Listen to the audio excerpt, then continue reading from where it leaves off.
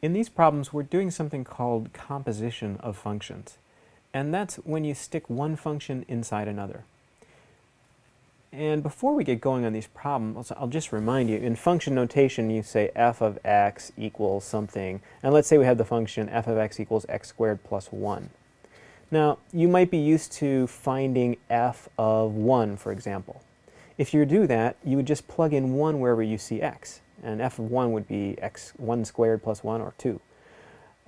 If you were to do f of a, you just stick in a where you see the x, and that would end up being a squared plus 1 for the function f of a. When we do compositions of functions, we take two different functions and we stick one inside the other. So for example, in this one, it says find g of f of x, and they've given us f of x, they've given us g of x, and they want us to find g of f of x. So it's like we're taking the whole function f of x, which is this, and on the g function, we're sticking it in wherever we see x. So in that case, we're sticking it in just right there. And then to write out that composition, g of f of x, we would get negative 3 minus 5, and then in place of the x, we'd get this function f of x, which is x to the 4th. So I've stuck f inside g. Let's try another one. This one's very similar, except that we're taking f of g of x, which means we're sticking the function g of x inside f. So g of x is this whole thing, and we're sticking it inside f wherever we see x. So f of g of x is, well, it's x cubed, but instead of x cubed, it's going to be this whole thing, subbing in for x, and then cubed. So it would be 5 minus 3x squared cubed. And probably you can just leave the answer like that rather than trying to go ahead and cube that. All right, let's look at another one. This is f of g of x. It's just another notation. Sometimes it can be a little confusing in math, but there are competing notations that mean the same thing. So f of g of x, that's the same as writing f of g of x. Okay. Again, sometimes it's easy to get confused which function you put inside the other. You always take the inside function and put it in the outside function. In this case, they're in the same order, right? So we're putting g into f. So we'll take g and we'll put it into f where we see the x. So that means that f of g of x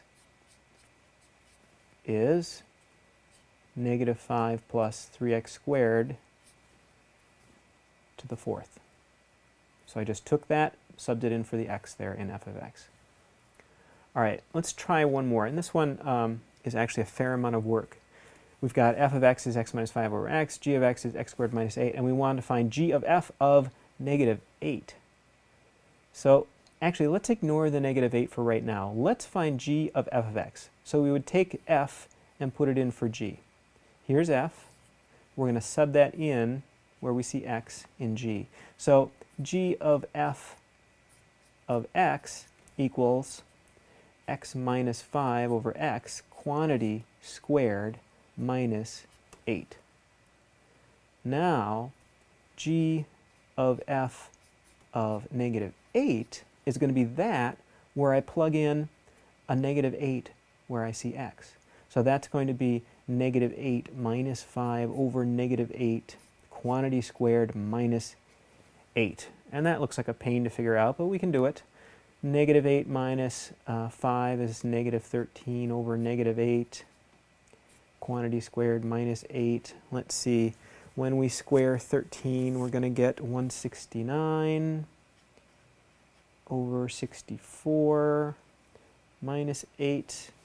And then we have to do the subtraction here. So let's see. 8 is 512/64. So 169/64 minus 512/64, and I think you're going to get negative 343/64.